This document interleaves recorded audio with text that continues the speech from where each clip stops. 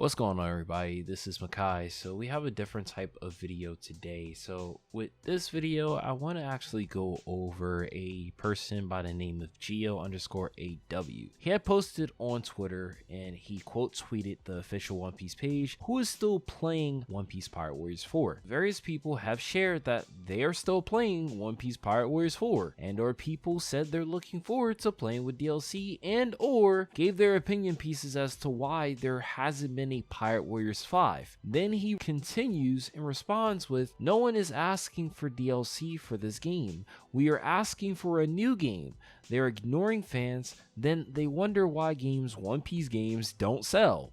This shit ain't Xenoverse. Nothing about Pirate Warriors 4 has the ability to sustain a player base over years, stupid ass devs." So let's break this down. He says no one is asking for DLC for this game. We're asking for a new game. Well, it might be the case that people want a new game. To simply say that no one's asking for this DLC is stupid, because what a company is going to do is look at how well prior DLC, how well the game is still selling, and then make a determination as to whether they will continue to give it DLC and or if it makes sense to try to aim for a new game. Looking at One Piece Pirate Warriors 4, from the last time they dropped DLC, Character Pass 2. And Character Pass 2 to now, guess how much the game has sold? It has sold an additional 1 million copies. If we go back from when they made the announcement that One Piece Pirate Warriors 4 sold 4 million, which is in February of 2025, to 18 months prior, which was in August of 2023. 18 months later, the game sold yet another million copies. Now, yes, that's not super impressive, especially when you have games like GTA that just casually does that with no fucks given, but pertaining to an anime game that came out 5 years prior at this point, to manage to still sell 1 million copies in that time frame, and probably the budget isn't on the same level as something like Spark and Zero, that's actually impressive. So of course, Bandai is going to post more DLC for it, and or it could be the case they are not ready to drop the next One Piece game. I went over in a video a little while ago, and I'll put it on the notes, pretty much said, hey look, the next One Piece game is probably not ready. It's probably going to be World Fighters. They might be working on it. We'll hear about it at some point. I cited that the whole idea that Bandai canceled a One Piece and Naruto game, that reporting was incorrect because various people didn't use the original source. They used the interpreted version and failed to mention that it was either paused and or canceled games which included One Piece and Naruto. So basically, assuming Bandai had paused development for the next One Piece game, it would explain why we have not gotten a new One Piece game since One Piece Odyssey. The reason why we're getting DLC is because it's selling. The game still sells.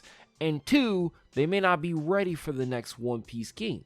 So then he next says they are ignoring fans and they wonder why games like One Piece games don't sell. Well, we just proved that that's not factually the case, because Pirate Warriors 4 alone sold more than its other games. So if you look at it from a business standpoint, Pirate Warriors 1 sold well, Pirate Warriors 2 didn't sell as well, Pirate Warriors 3 sold better than 2 but not better than 1, but Pirate Warriors 4 sold better than 1, 2, and 3, and arguably it sold almost more than those games combined. So taking that into account, at least the Pirate Warriors games, they have sold better. This particular game has sold more, because if you look at Pirate Warriors 1, 2, 3, are they hitting a 4 million plus sold after various years of being out?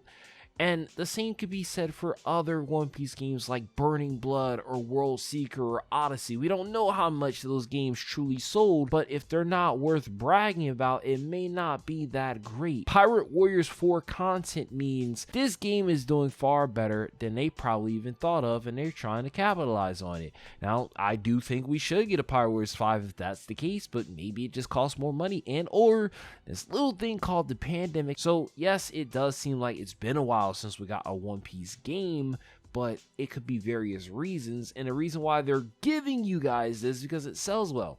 Are they ignoring fans?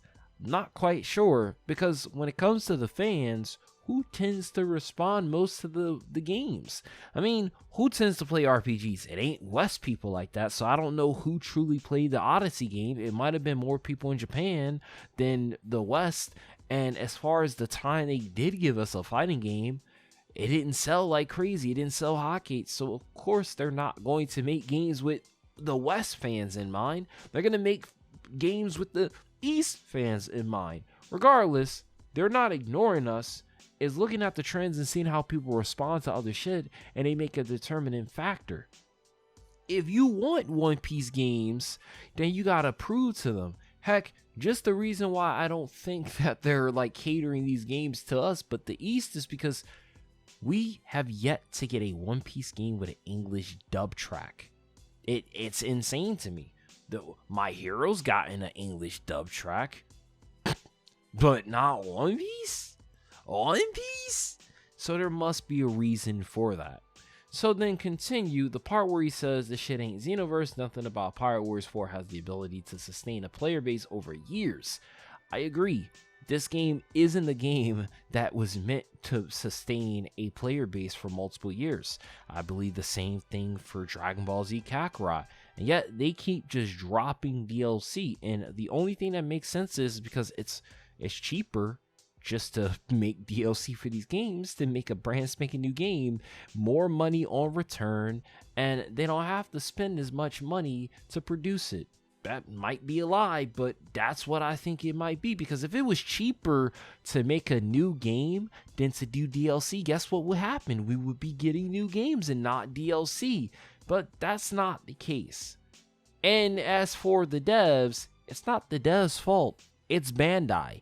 Bandai are the ones that publish these games, so they would be at fault for why these games aren't going the way that you want.